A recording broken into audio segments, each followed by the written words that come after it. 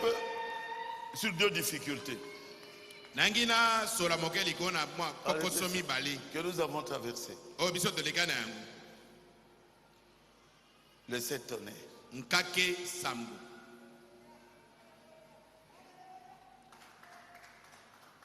Les églises se sont divisées.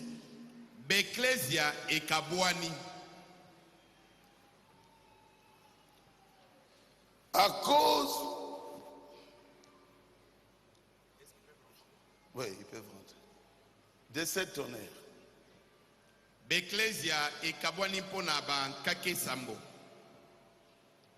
Les unes disent que ces tonnerres ne sont pas révélées.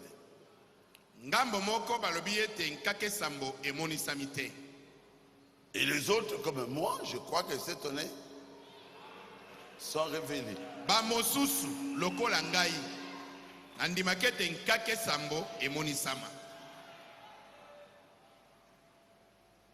Nous avons combien de messagers?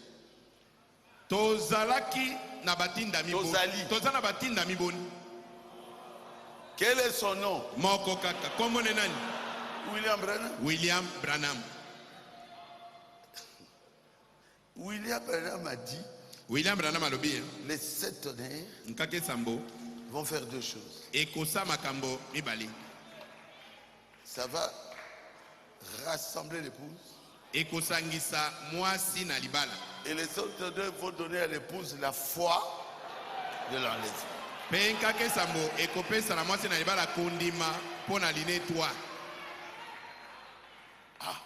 Je veux croire à qui maintenant? À William Branham ou à quelqu'un d'autre? Moi je choisis de croire à William Branham.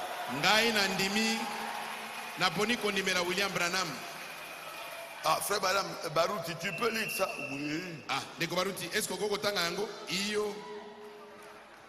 oui. C'est simple, non? Un prédicateur qui parle et qui ne montre pas, c'est parce qu'il cache quelque chose, il ne connaît pas.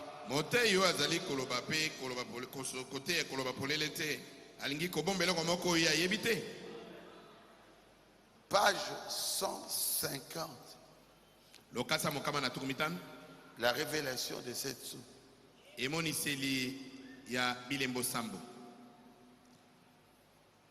C'est clair. Non, non. Page 131.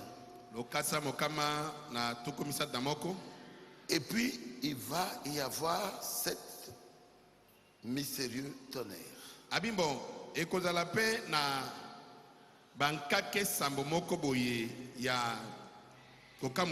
Qui ne sont même pas écrits.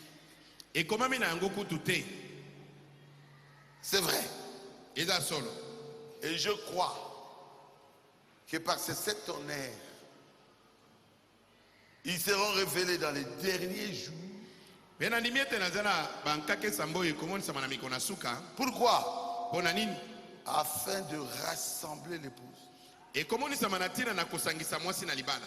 pour la foi de l'enlèvement. Est-ce que l'épouse est rassemblée?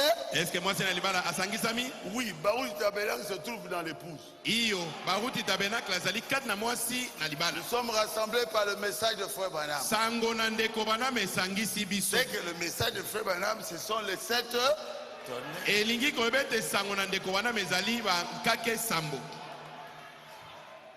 C'est difficile?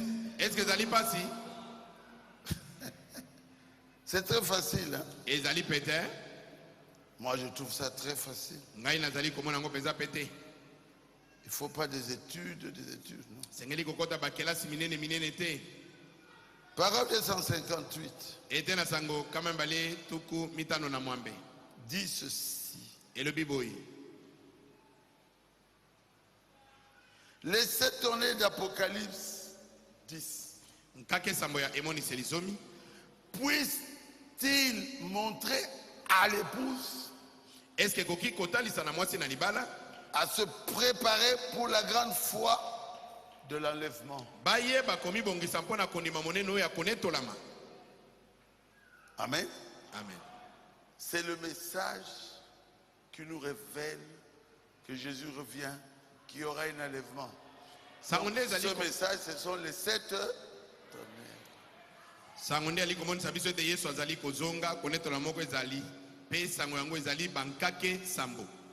Et qu'est-ce que ça fait encore? Ça donne à l'épouse le réveil. Troisième saut. Paragraphe 183. L'épouse n'a pas encore eu de réveil, voyez-vous. Il n'y a pas encore eu de réveil. Et il appelle le réveil manifestation de Dieu. Aucune manifestation de Dieu pour stimuler l'épouse.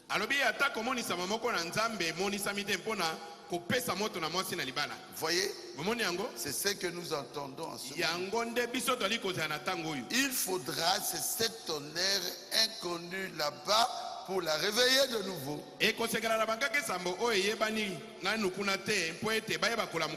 Voyez-vous? Oui. Il les enverra. Il l'a promis. Baoul Tabernacle, oui, il a déjà envoyé ça pour donner le réveil. Il y a plusieurs endroits. Même dans le 4e saut, il dit la puissance de fermer le ciel. Ça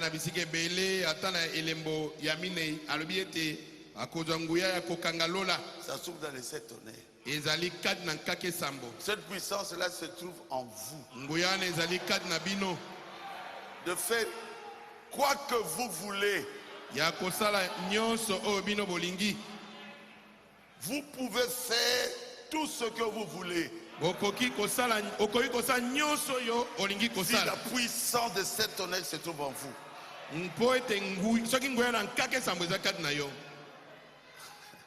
Un véritable croyant du message du temps de la fête, frère Madame dit, c'est un tonnerre.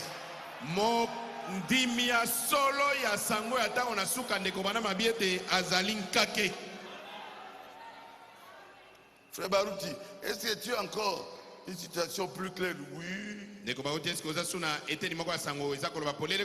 Oui. Exposer les 7 âges de l'église. Bilembo Sambona Ecclesia.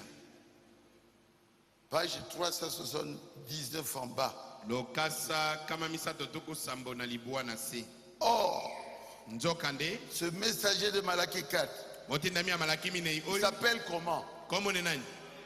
William Branham, hein? William Branham. Et d'Apocalypse 10, 7. Il s'appelle comment? William Branham, hein? William Va Branham faire 2 choses. Premièrement, selon Malachie 4, il ramènera les cœurs des enfants au Père. Est-ce que cela est fait? Oui. Nous sommes retournés à la foi que Paul avait, que Pierre avait, que les apôtres avaient.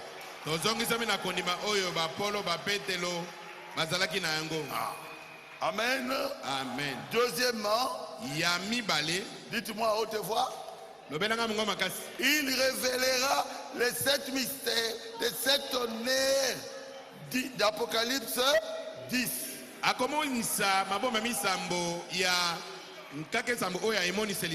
Qui sont les révélations contenues dans les 7 sceaux.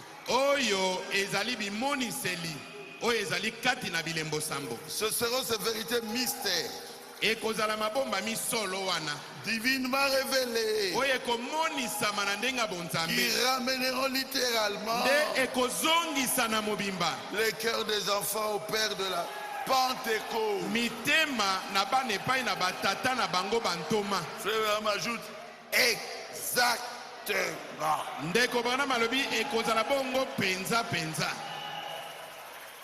Je dois croire à qui maintenant? Je veux croire à son papa, à sa maman, à son fils. Mon messager s'appelle William Branham. Motindami na ngai kombo na ye William Branham. Il dit que les 7 tonnerres sont révélés. Alobi ete nkake sambo emonisami. Frère Branham parle-nous clairement. Une année après. Ndeko Branham lobela biso polele isusu koleka. Mbula moko na sima. On lui a posé la question. Baye kotuna ye motuna. Frère Branham. Ndeko Branham. Est-ce que les 7 tonnerres d'Apocalypse 10 ont déjà été révélés? Est-ce que nkake sambo ya emoniseli zomi? Et si emonisama? Frère Branham répond. Ndeko Branham aza koyanola. Non. Habité. Ils ont été révélés dans les 7 sceaux. Yango emonisama kikati na bilembo sambo. C'est à cela que les tonnerres se rapportaient. Bankake ezalaki nde koloba bongo. Ils devaient révéler. Esengelaki komonisa. 3 points de suspens. Atie matono misato. Les 7 tonnerres Nkake sambo qui ont fait entendre leur voix. oyo eyokisi mingongo na yango. Et personne ne pouvait comprendre ce que c'était.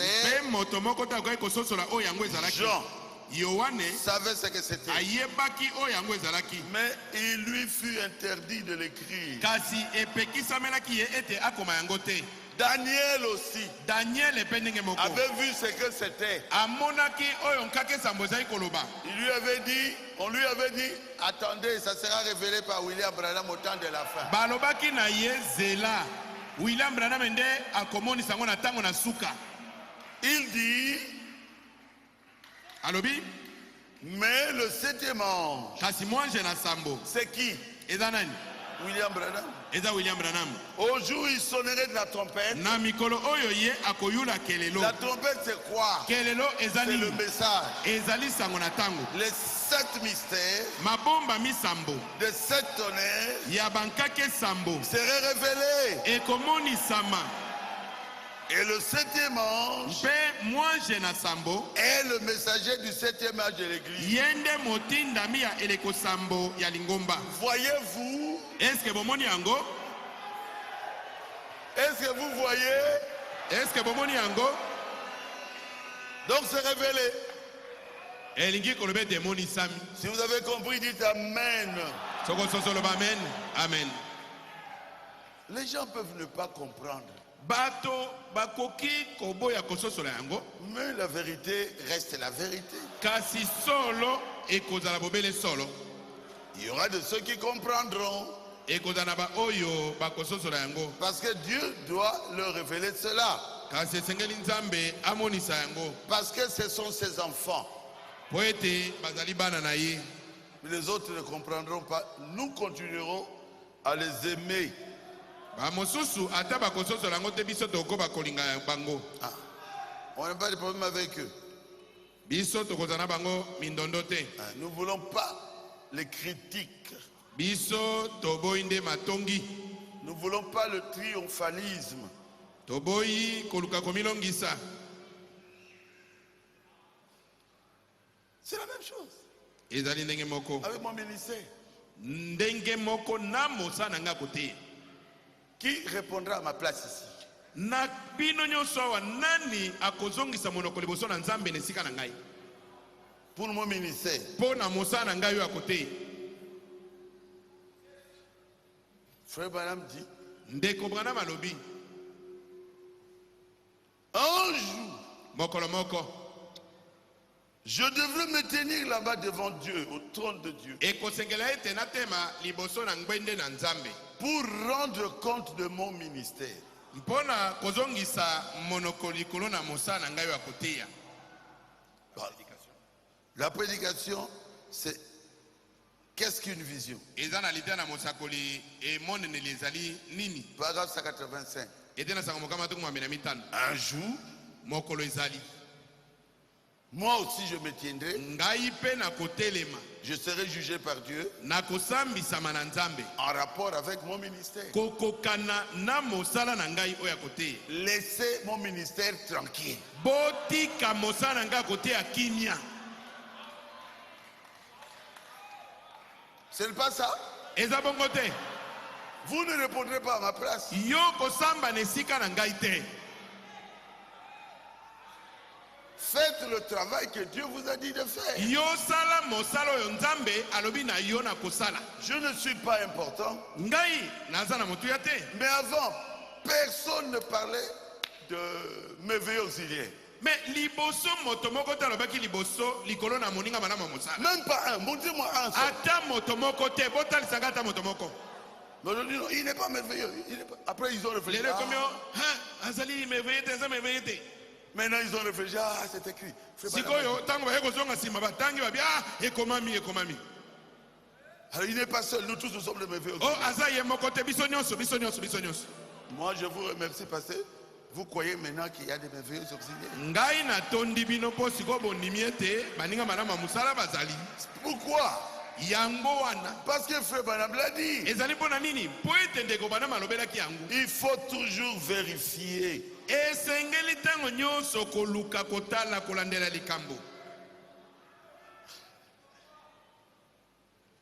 Frère Branham dit ceci. Quand je vais mourir,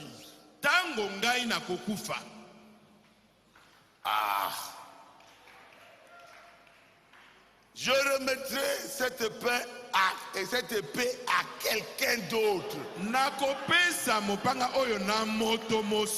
Ah non, non, ça n'existe pas. Il va remettre à lui-même.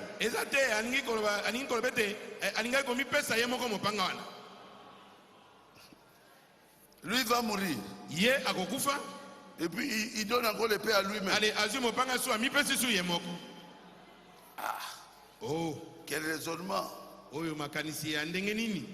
Je n'ai pas terminé à l'université. Mais j'ai fait le droit. Et là-dedans, j'ai fait la logique. Comment est-ce possible? Quelqu'un qui meurt, et puis il donne l'épée à lui-même.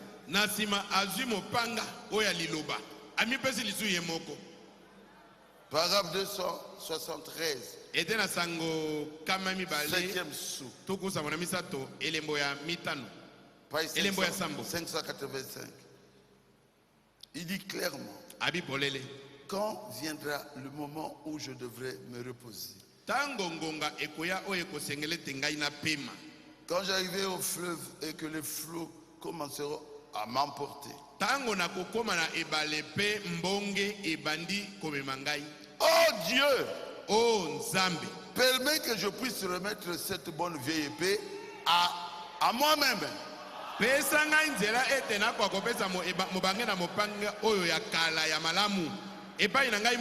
À quelqu'un d'autre. Non, il a donné ça à lui-même. Dans la logique, ça n'existe pas. Permet que je remette cette bonne vieille épée à quelqu'un d'autre qui s'en servira avec honnêteté.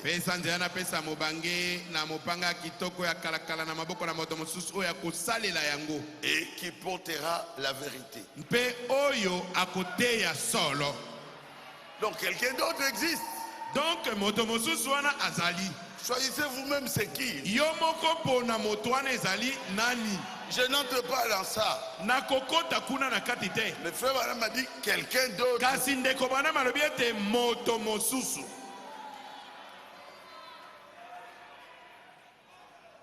Je ne sais pas si j'ai ça. Frère, amène-moi ça.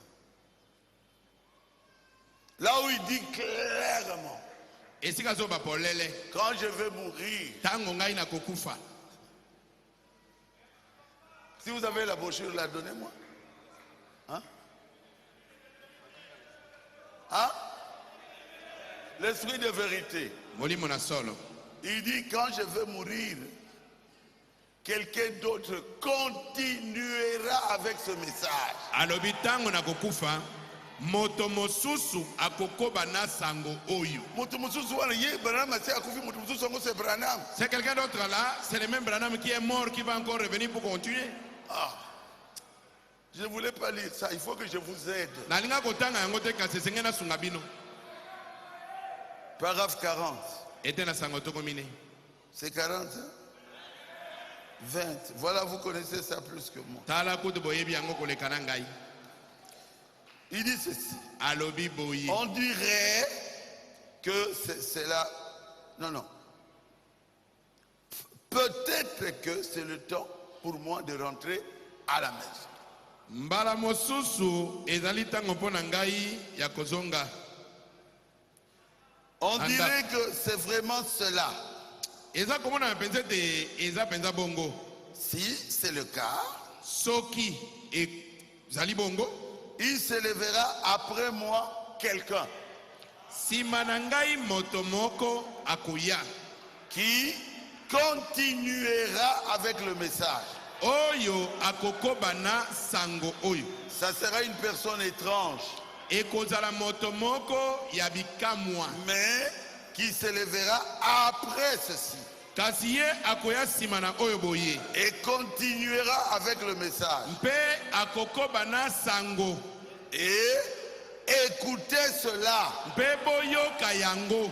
Tant que c'est scripturé, Tango nyonso ekozala kati na makomi, accrochez-vous-y. botingama na yango.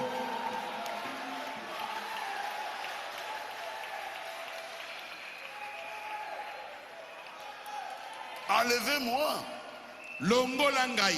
Mais reconnaissez que Frère Branham a dit que quand il va mourir, quelqu'un d'autre continuera avec le message. Kasi ndima ete ndeko bana mabi ete tango ya kokufa moto mosusu akoya kokobana sango oyo. Amen. Amen. Et aujourd'hui, Pe lelo oyo il commence à croire. bakomi kondima yango. Oh, merci beaucoup. Ah, matondi mingi. Ne me combattez plus. Vous avez le choix de dire que ce n'est pas lui. Kasi bobundisa lisusu yango te. Epesameli bino makoki ya koloba ete ezali ye to ezali ye te. Ah. Vous êtes libre. Bozali na bonsomi.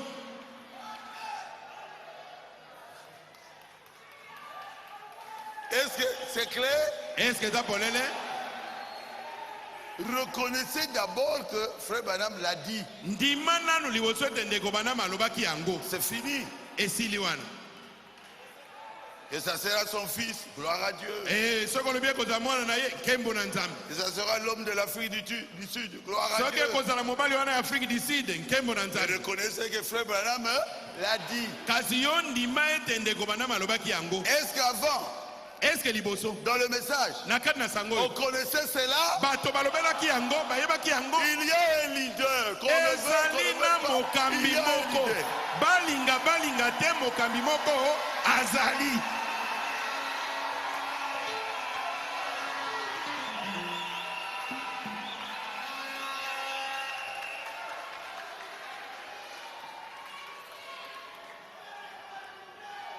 Il fallait que je commence par ça. Esengelaki na banda liboso na yango. Pour vous dire, Pona koyebisa bino. I know Ngai na yebi. who I am. Na yebi oyo ngai nazali. Vous le verrez aujourd'hui. Lelo bokomona yango.